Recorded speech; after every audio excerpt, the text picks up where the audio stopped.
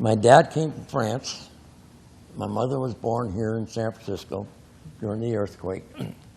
Okay. And then they moved. My dad went to Sausalito. And He did got what? He did what for a living?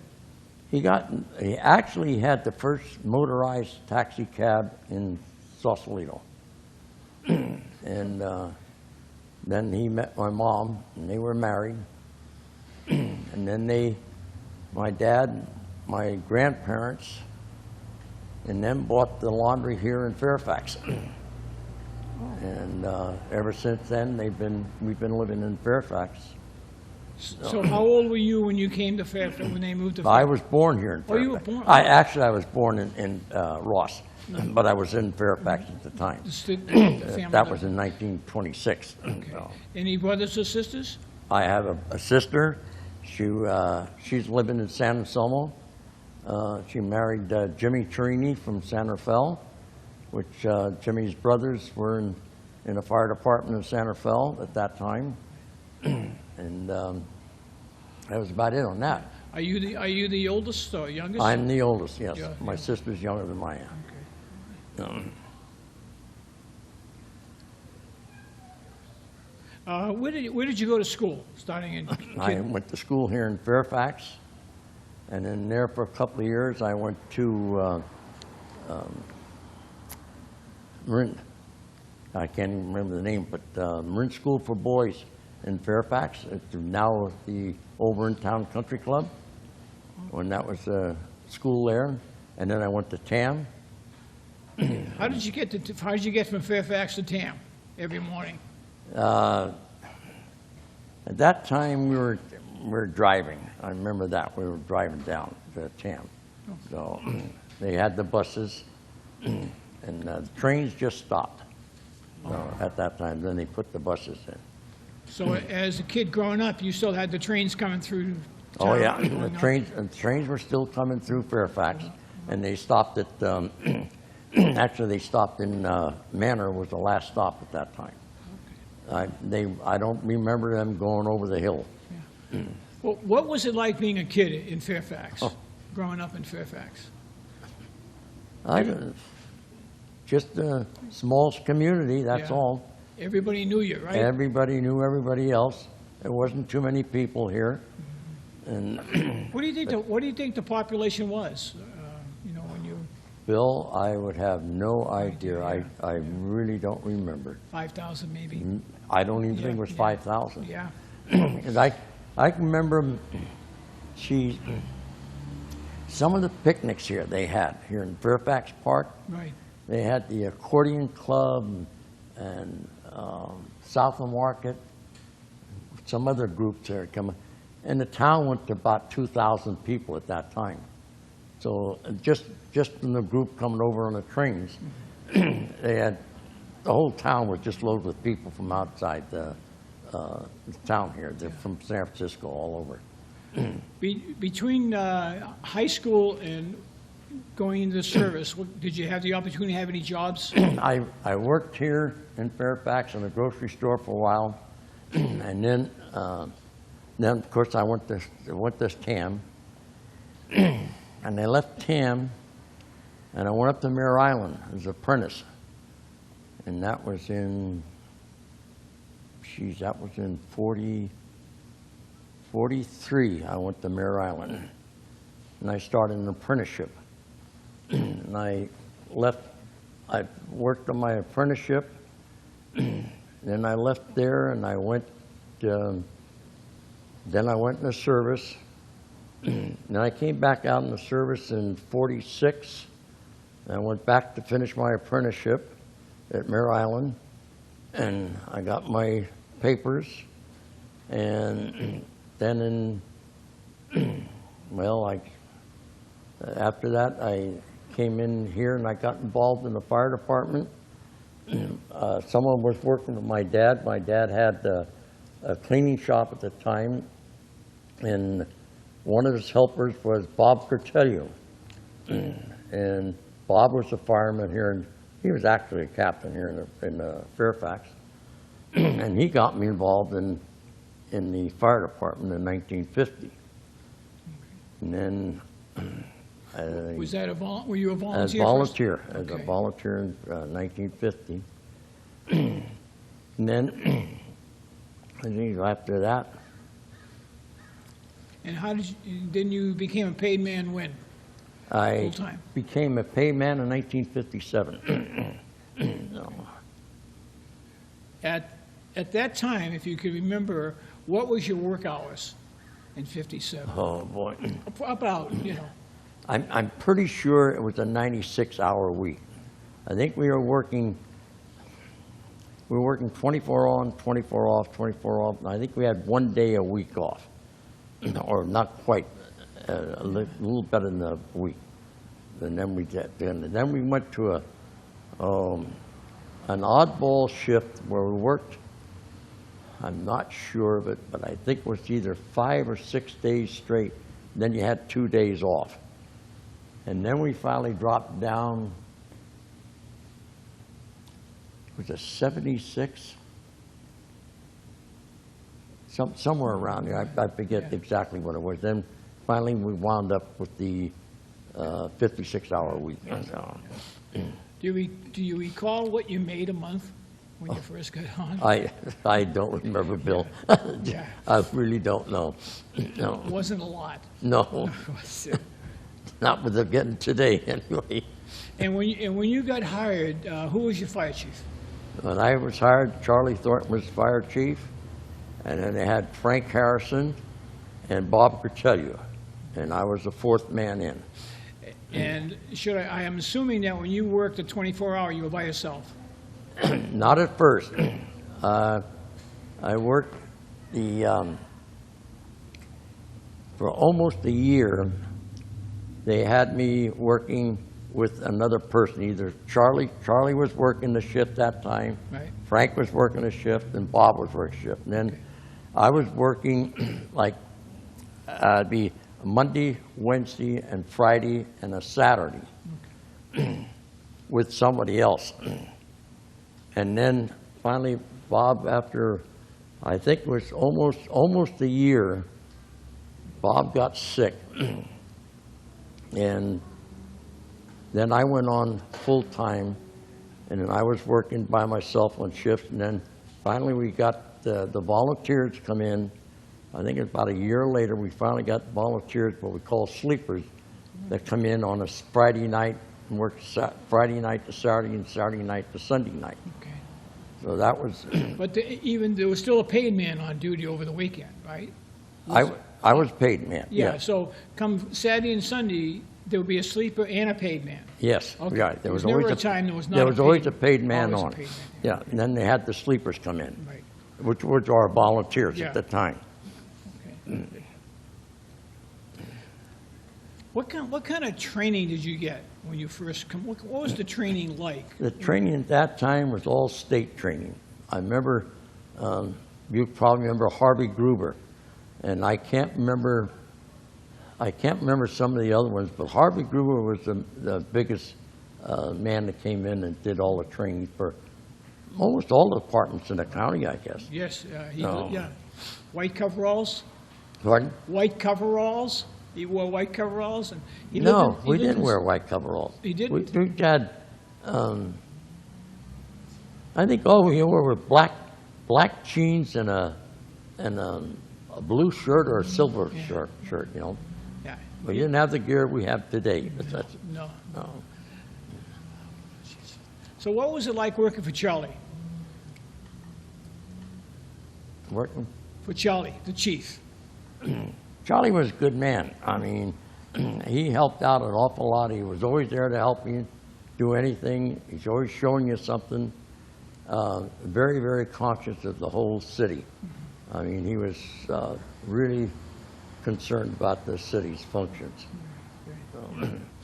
Because Charlie played the role of street superintendent, fire department, and he had a lot to do with the whole city, just about. What would a 24-hour shift be like here when you were working? Oh. 24-hour shift. If you were by yourself, you were doing everything. We were answering the phone to the police department. We were dispatching the police department. We had just gotten our radios in the car in the fire department. I think I was in about 6 months, and we finally got radios in the car. Then, I don't know how long it was, finally we got the communications through Santa Fe in the county. And then we got out of the police department dispatching. But before you had radios, there was no way to the only way to communicate was how? The old horn, the old whistle we had here, and then the boxes we had out in the town, and then they just pull a box, or someone come into the station and tell you had a fire here or an accident here, whatever the case was. No communications between nobody? No Just, communications. wow. No walkie-talkies or anything at that time. Do you recall the first portable radios you received? I remember, but the radios in the truck, and then later on, I think we got the portables, but that was really a long time after the radio thing. Yeah. It was quite an invention, the portable radio. Pardon? It was quite an invention, the Yes, portable radio. it was. Quite a deal. Yeah. Communications were a lot better. You know.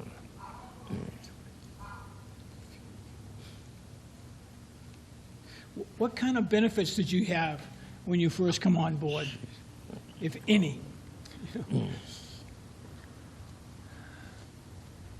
I know we had sick leave. I don't remember how much we had. Benefits?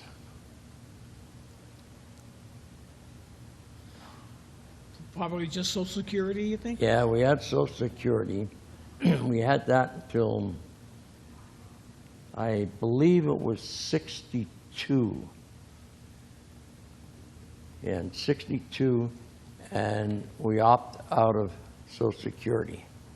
There was 2 of us didn't want to get out of Social Security, and the rest of the city employees all wanted to get out of Social Security. Yeah. And so then we went into our pension plan.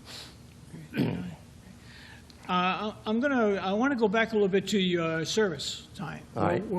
You went into service when? I went in the Navy. Navy. And Trained where? I was training in San Diego. Left San Diego after my training. I went to Biloxi, Mississippi for 6 weeks to a school. I graduated from that school, and I went to a diesel school in Richmond, Virginia, to working on diesels for submarines. I got out of there. I was shipped to the West Coast, hoping I'd get a sub out here, and I wound up in the Pacific on an AKA, an amphibious cargo attack. So my submarine went out the door. So I was on an AKA. Okay. And how long were you in the service? I was a little over 2 years. Okay. All right. I got the tail end of World War II. Right. So you're doing it, yeah. The training you got at Mare Island, what was that involved? That apprenticeship that you were working on? My apprenticeship was a machinist, an inside machinist.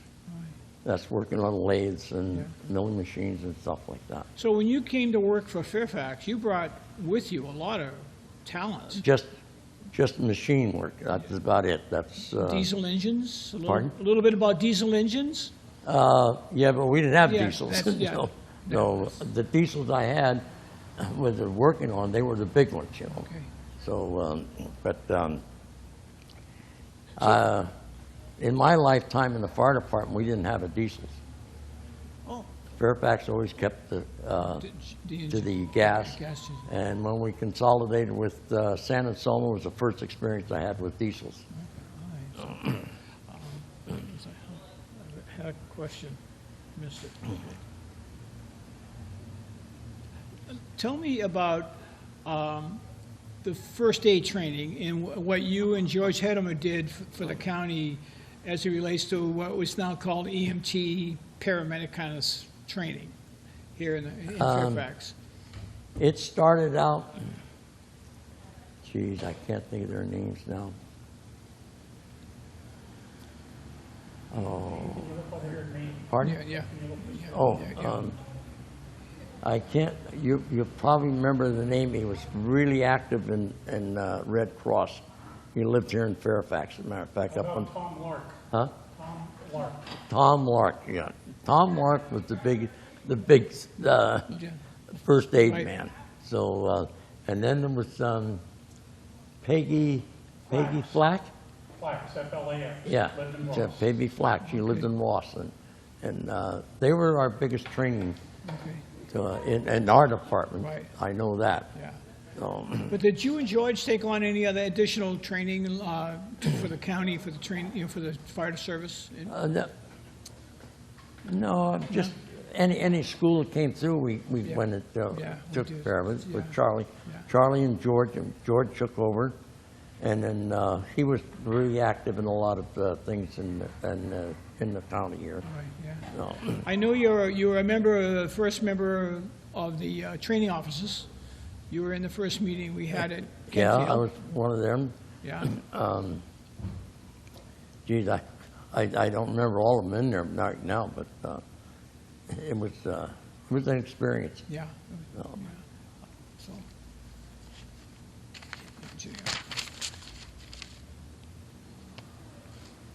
Was there any overtime compensation? oh, yeah. You got paid, not, I think it was just time and a half you got off. That was normally what it was anyway. Yes, we did get a lot of overtime. But it wasn't money, it was just time on the No, books. it was, you got paid. You got paid for it. There was a period of time where you could take extra days off, but very, very little. Mostly was all paid. Right. Vacation time, how much would you get? You know, Bill, I really don't remember what our vacation was. It was per shift, I would imagine. You Yeah. know, so many shifts. About, if I recall right, we had about 2 weeks off, if I remember. So, So when you're on your, well, you didn't, once you come to a 56 work week, did you have odd jobs between, you know? when oh you- yeah, yeah. I worked for a contractor off duty, and building houses. But I worked for a man that built houses, but he only built one house a year, and he took his time on it. That's all he wanted, was one house a year. And he was one of our councilmen at the time. So other than that, that was about it. Can you recall what would be one of the major incidents that you were involved in over your career? You know, yeah. I don't remember, Bill. Yeah, I mean, just our structure fires are about the only thing, and we had a lot of grass fires at the time. Yeah. But as the community grew, the grass went down, houses went up, and we had more structure fires than anything else. Okay. So, I'm told that water used to run through this station once in a while. yeah, that was just after we moved in. Well, quite a few years after. I think it was 2000. No. When was it? There was a big flood. We had 18 inches of water in the station here. And I remember in our dormitories, the water just came up to the beds. So we had to get all new beds after that. And this place was a mess at the time. So, Was this always the site of the fire stations? in No. Fairfax? the original firehouse was right next door, and it protruded out on the Bolinas Road. It was a bear getting out of the station. It was right on the corner on an angle, and it was hard getting out the engine. Okay. Now, the equipment behind you is a, what, 1928 There's a 1929 Seagrave. Seagraves, and that was on, That was online when I first came in here. okay. It wasn't used too much, but we had, our first engine here was a 36 Ford that built by Van Pelt, and then we got we had an international pickup like we all did, and it had a little pump on it with, I think it was down 150 gallons of water maybe. Yeah. And then we got the GMC, and by Van Pelt again, and then finally, that was about it on my case. In your case, yeah. What did you think of the merger, when the merger came with San Anselmo and Sleepy Hollow? The merger, I think it's just like they had in the last couple of years with Ross. I mean, it's been talked about merging with San Anselmo and not merging with San Anselmo. At that time, I didn't care. Whatever the guys wanted, because I was looking forward to retirement in a couple of years anyway. I said, whatever you want to do is fine. Myself, I think it was a great deal. I mean, it made us a little bit closer together because we'd respond to their calls, and they'd respond to our calls anyway, so we're working together. And the merger, I think, was great. Okay, yeah. So, So how long were you in service when you retired? How many years did you have in? almost 29 years. Wow, that's a long time. No, not quite 29. What advice would you give a new firefighter, knowing where you came from, and a new guy comes up to you and say, Bill, it's a great life. I mean, to a new man coming in, it's completely changed from what I was first coming into. And like I say, I think it's a wonderful deal, but it's a hell of a lot different than it was when I came in, that's for sure.